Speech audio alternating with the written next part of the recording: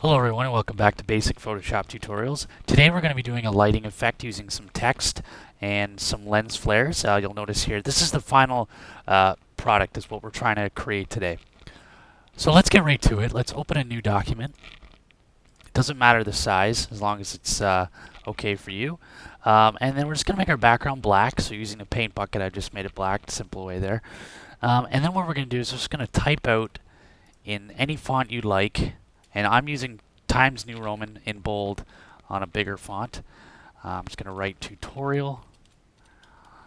And obviously you can't see it here. That's because it's black. So I'm just going to make it white. And there we go. Okay, so now that we have our text created and it's on the screen. And again, you can use any text you want. I'm just using this one as a base for me. Let's right click on that text layer and go to blending options. First thing we're gonna do is add a gradient to it, and come into your gradient options here, and choose the black, and we're gonna change the black to sort of like a really light gray blue, and that's just a preference I'm going with today.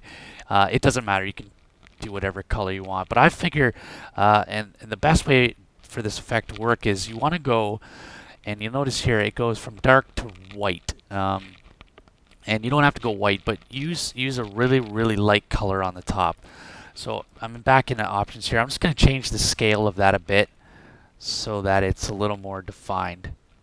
And again, this is all preference stuff. You don't really have to do it, but if you want it to look professional, best to change as many options as possible.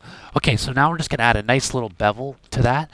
And we're just going to make the size of that 1, leave all the other options the way they are, and hit OK. So now we have a nice gradient and bevel on our text. So we're going to go add the light effect now, and that's a simple way to do that. Is what we're going to do is hold down Control on your keyboard and left click on the tutorial layer.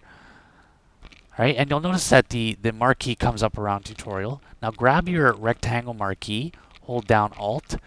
And you'll notice that when I hold Alt here, that my cursor shows up with a nice little minus sign on the bottom, or dash on the bottom of that. That's just going to take away everything we don't want on that marquee. So left clicking and dragging it out, we're just going to go just above half, and you'll notice right away we have our marquee selected for just the half of that tutorial text. Now what we're going to do is we're going to create a new layer, grab your paint bucket again, make sure you have white selected, and we're just going to fill that in. So in between any one of these marquees, just left click and it'll fill it for you.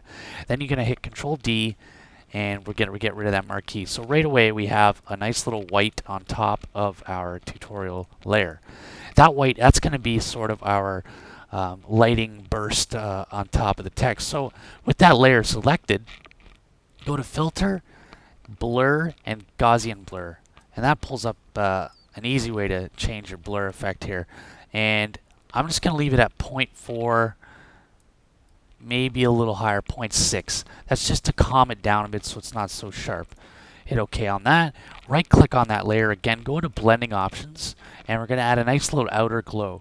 I'm going to change the glow color to white, and I'm going to play around with some of the settings. I'm going to change the spread and the size of it. But I don't want to make it too bold. I want to make sure it's bold enough that it looks like light's hitting it, but not overpowering. So, okay, let's do a 4 and a 14. That looks pretty good there. So now the top of it is, the top of our text layer has a nice little light flare effect to it happening here. The next thing we're going to do is we're going to grab our pen tool. Make sure you have the path selection selected at the top here. And we're just going to draw out a line. Just press left click once, and then holding shift on the other end, left click again. That creates a perfectly straight line for you. Now we're going to go to paths, and we got to make sure that work path is there.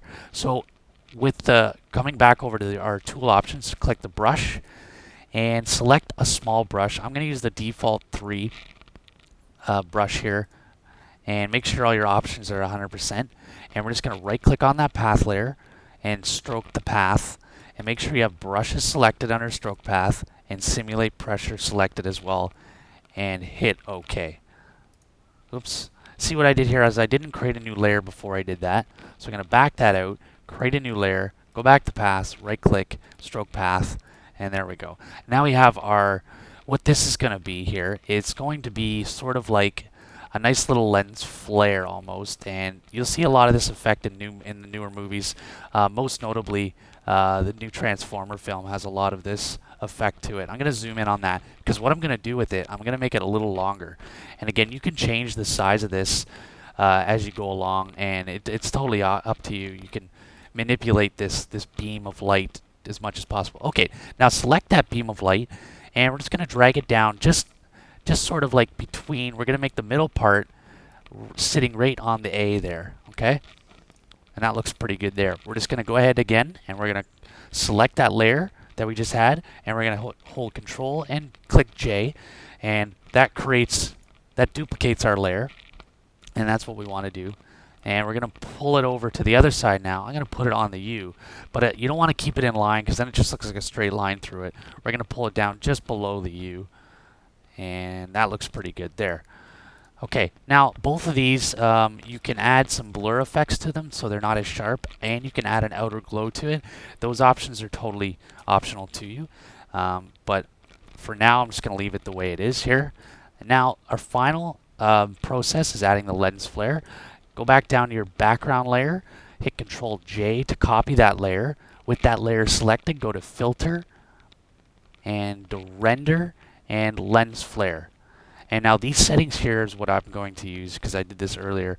I'm going to use 105mm prime as my lens type, and then 77% is my brightness.